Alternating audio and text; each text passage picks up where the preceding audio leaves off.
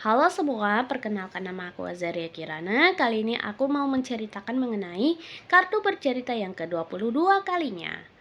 Nah, kartu bercerita yang ke-22 kalinya yang sudah aku tentukan itu ada gunung, bunga-bunga seperti bunga mawar atau lainnya. Nah, terus ada penari balet 2. Jadi, di kaki Gunung Glesia, tersembunyi dalam kabut dan bunga-bunga liar, terdapat sebuah tempat yang sangat damai, bernama Kampung Arendel.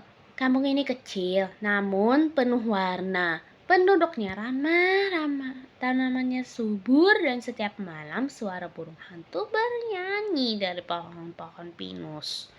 Di kampung itu hiduplah dua saudari penari balet bernama Anna dan Elsa. Mereka adalah kebanggaan kampung. Setiap tahun dalam festival Purnama Mawar, Anna dan Elsa selalu menari balet di alun-alun, mengenakan gaun berhiaskan bunga mawar hasil rajutan warga. Namun mereka tak sendiri. Anna dan Elsa tinggal di sebuah rumah kayu di tepi ladang milik Tuku, seorang petani tua yang tinggal sendiri.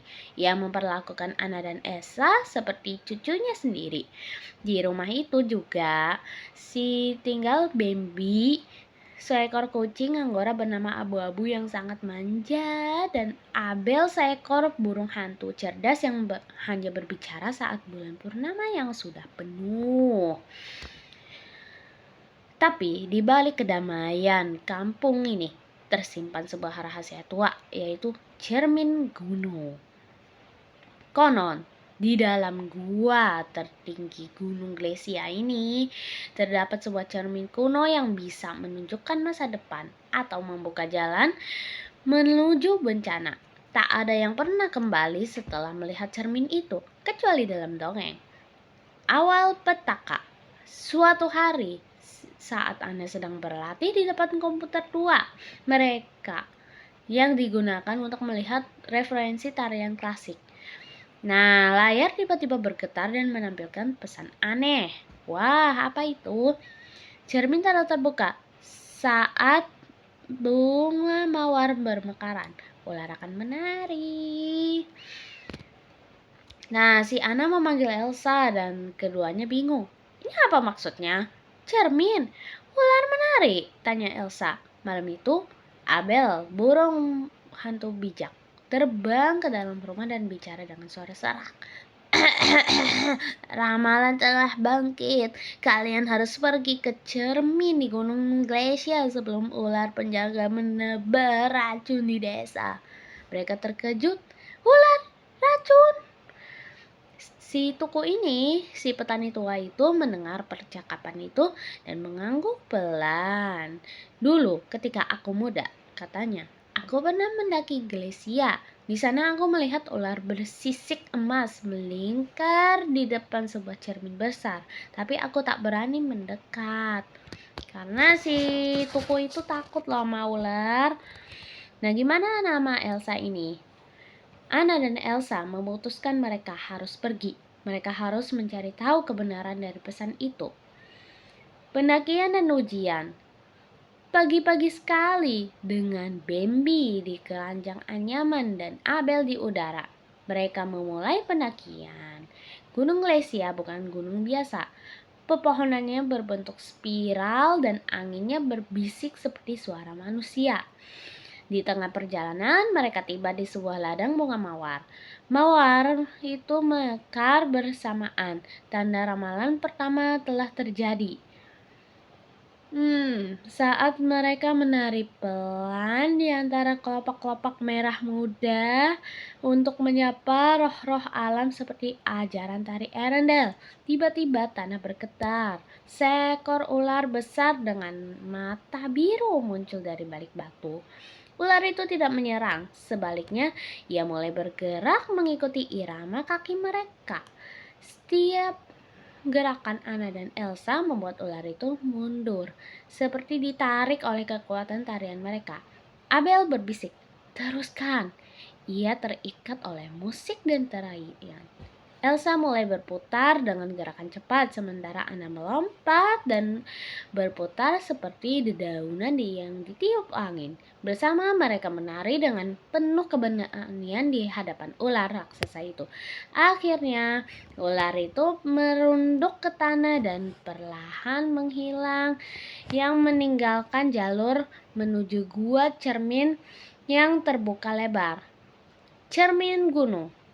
Di dalam gua itu gelap dan dingin.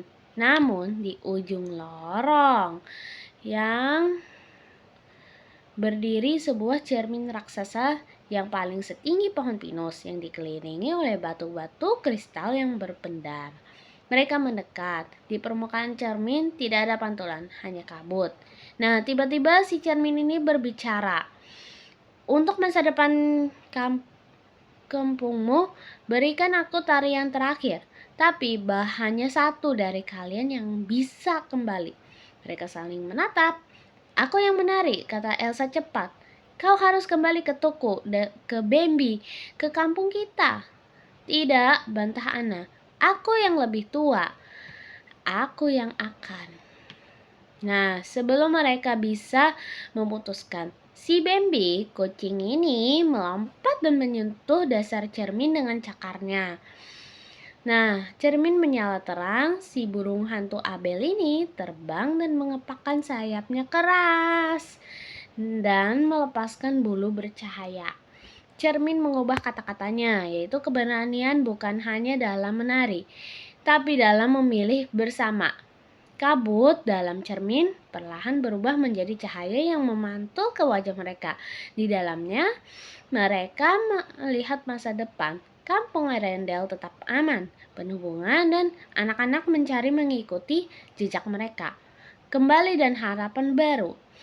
Saat mereka keluar dari gua, matahari terbit dan burung-burung bernyanyi. Mereka kembali ke kampung dan disambut oleh Tukuh yang menangis haru. Festival Purnama Mawar telah berlangsung dan Anna serta Elsa menari di atas panggung kayu yang dikelilingi mawar dan lilin. Abel bertengger di atas tiang. Ia mengangguk bijak. Nah, terus si Bambi ini tidur meringkuk di pangkuan Tukuh. Komputer tua itu tidak lagi menampilkan pasangan aneh. Hanya video tarian yang mereka simpan. Tapi cermin itu tetap hidup di sana, di Gunung Glesia, menunggu penari berikutnya yang punya hati yang bersatu. Dan sejak itu, setiap gerakan tarian di Arendelle bukan hanya untuk seni, melainkan doa untuk keberanian yang persatuan dan cinta. Sekian dan terima kasih.